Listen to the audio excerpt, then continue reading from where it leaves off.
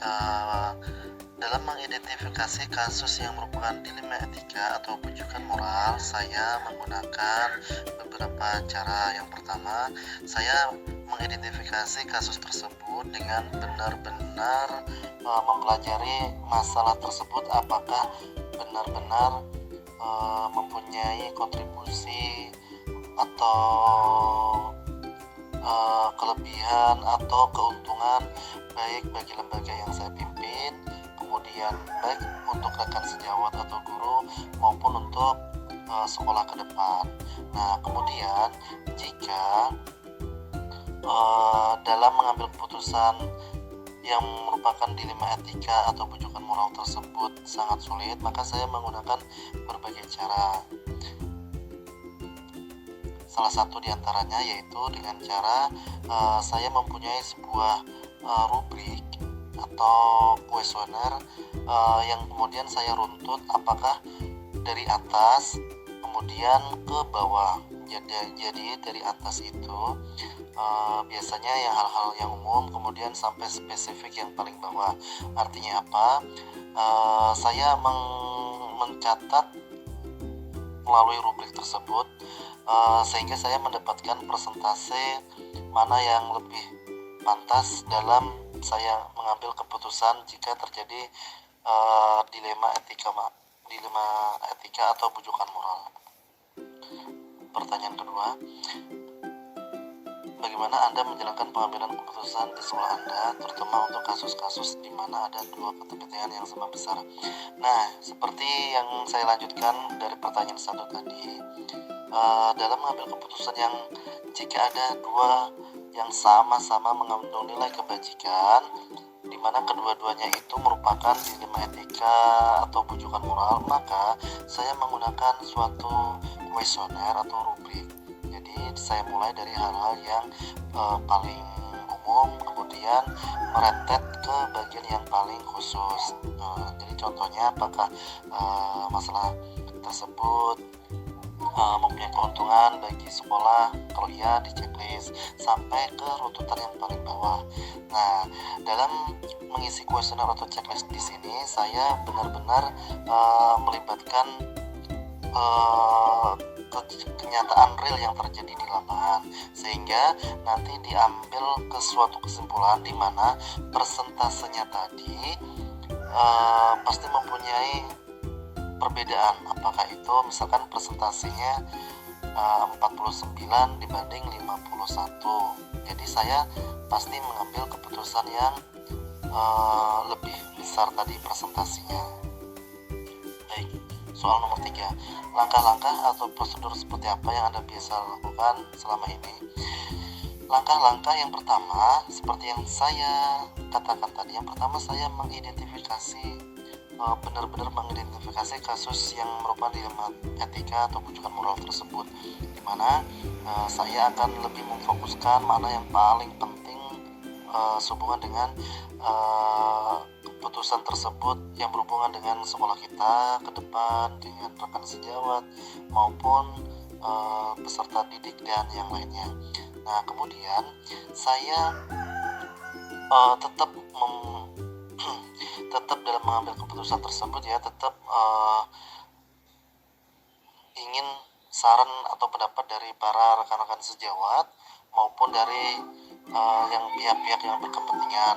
Kemudian yang ketiga, saya meruntutkan melalui rubrik atau kuesioner Jadi seperti yang saya katakan tadi, saya tetap membuat suatu kuesioner di mana nanti akan saya list untuk melihat perbandingan mana nih yang lebih besar presentasinya.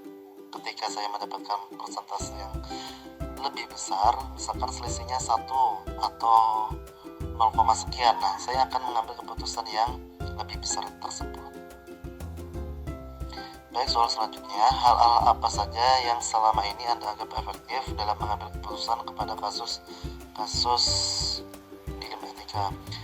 Hal-hal yang saya anggap efektif dalam mengambil keputusan, yang pertama saya merasa yang paling efektif itu terobosan kita. Seperti saya katakan tadi, saya menggunakan kuesioner atau rubrik di mana sebenarnya ini cara yang agak jadul, tapi saya mempunyai apa ya, saya mempunyai prediksi bahwa dalam mengambil keputusan tersebut kita harus menggunakan berbagai cara. Salah satunya diantara yaitu saya menggunakan terobosan saya menuliskan dalam suatu kuesioner atau rubrik. Jadi saya runtutkan apa-apa saja, kemudian saya ambil keputusannya dengan persentase yang paling besar.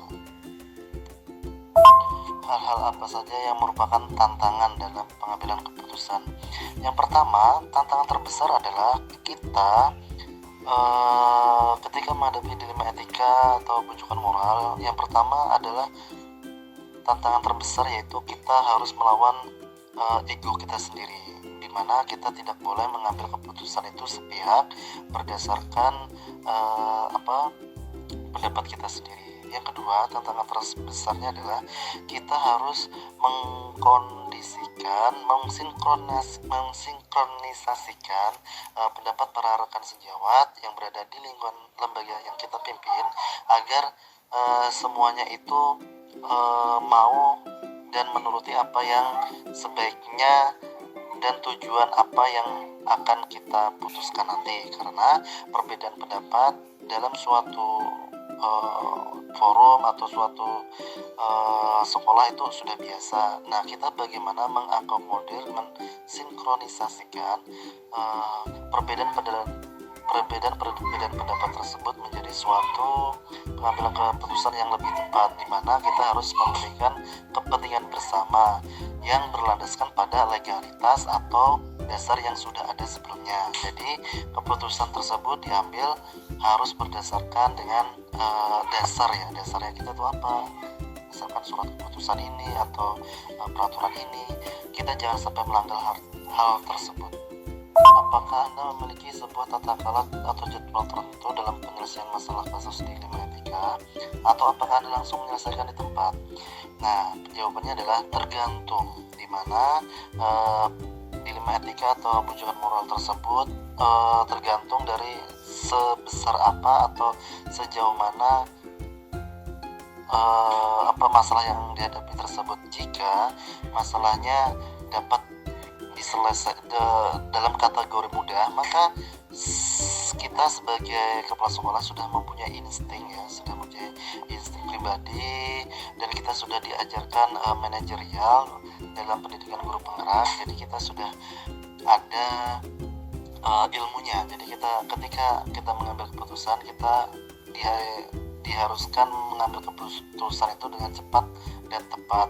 Jika kasus dilema etika dan atau bujukan moral tersebut masih berada pada tahap kasus yang biasa-biasa saja, bila mana kasus bujukan moral atau dilema etika tersebut mempunyai rating yang lebih tinggi, atau perbedaan persentase dari yang saya lakukan tadi melalui kuesioner itu hanya sangat tipis sekali ininya, presentasinya, sehingga bahkan hampir sama, misalkan sama-sama penting, maka yang saya lakukan selain saya mengambil keputusan itu berdasarkan dari musyawarah para rekan sejawat, guru-guru maksudnya ya, atau pihak yang berkepentingan, saya juga meminta pendapat. Ini hanya sekedar pendapat atau sekedar referensi dari para senior. Jadi para senior yang mungkin sudah pengawas, yang sudah pensiun, atau pengawas yang masih aktif, maupun kepala sekolah terdahulu yang merupakan itu adalah suatu kepala sekolah panutan yang terdahulu, maka saya tidak akan segan untuk meminta sekedar saran. Nah, tetapi pengambilan keputusan tetap kepada kepala sekolah tersebut. Jadi tetap kita harus bisa mengambil keputusan tersebut. Kita hanya meminta sekadar referensi atau urun saran itu saja. Adakah seseorang atau faktor-faktor apa saja yang selama ini mempermudah atau membantu dalam mengambil keputusan? Ya, yang pertama adalah faktor dari lingkungan, di mana faktor lingkungan sekitar lembaga atau sekolah atau lingkungan masyarakat itu sangat mempengaruhi ketika kita ingin mengambil suatu keputusan. khususnya rekan sejawat kita yang biasanya sering melakukan musyawarah itu pasti lebih mudah jika dibandingkan dengan lembaga atau sekolah yang biasanya kurang kurang bisa ya kalau atau jarang melibatkan atau terlibat dalam mengambil keputusan secara bersama-sama. Kemudian yang kedua itu adalah rekan sejawat, baik itu guru, kemudian tenaga pendidik maupun juga yang berkepentingan mungkin pihak dalam hal ini pengawas. Kemudian yang ketiga adalah para kepala sekolah atau pengawas yang senior, di mana kita dapat meminta suatu nasihat atau saran ketika kita mempunyai masalah seperti ini, ngambil keputusannya seperti apa. Nah, tetapi ini hanya sebagai rujukan atau referensi. Yang jelas pengambil keputusan tertinggi tetap kita sebagai kepala sekolah, tetap kita sendiri. Jadi kita meminta saran, pendapat itu hanya sekadar rujukan atau masukan dari kepala sekolah yang terdahulu atau pengawas yang terdahulu, yang kita anggap mereka adalah panutan yang baik. Nah, dari semua hal yang pernah disampaikan, pembelajaran apa yang Anda petik? Yang pertama itu kita belajar tentang bagaimana kita itu harus sabar dan tetap tenang dalam mengambil keputusan. Kita tidak boleh mengambil keputusan itu dengan terburu-buru. Kenapa? Karena kita harus memikirkan apakah keputusan ini baik bagi kita sendiri atau apakah baik bagi orang lain atau rekan sejawat yang lain dan juga lembaga yang kita pimpin. Nah, jadi kita harus benar-benar belajar untuk tenang dan sabar. Kita boleh menggunakan sistem apa ya?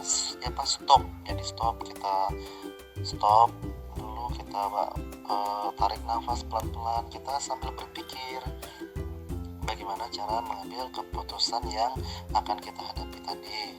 Nah, kemudian yang kedua, kita belajar bagaimana caranya mensinkronisasikan pendapat antar rekan sejawat, di mana perbedaan pendapat itu pasti menjadi hal yang lumrah. Namun, perbedaan pendapat tadi akan menjadi kasanah atau perbendaharaan dalam pengambilan keputusan yang tujuannya itu akan berguna di masa yang akan datang ketika akan mendapatkan kasus-kasus yang mungkin yang lebih rumit lagi. Jadi kita bisa belajar nih. Jadi yang kemarin yang susah saja kita bisa menghadapi, berarti yang akan datang minimal kita sudah punya acuannya lah. Cara mengambil keputusan dulunya kan gini, berarti yang akan datang ketika kita punya masalah yang lebih besar lagi, kita harus belajar dari hal tersebut. Kemudian yang terakhir adalah kita harus juga belajar RTL, rencana tindak lanjut. Ketika keputusan sudah diambil, kita harus juga mempunyai tindak lanjut apa nih yang akan kita lakukan setelah kita mengambil keputusan ini nih. Nah, jadi kita harus tampilkan rencana tindak lanjutnya, paling tidak kita harus ini nih, harus ini dan ini. Mungkin itu saja yang dapat saya sampaikan. Tetap semangat ya Ansar ya, mudah-mudahan sukses, amin ya rabbal alamin. Semangat.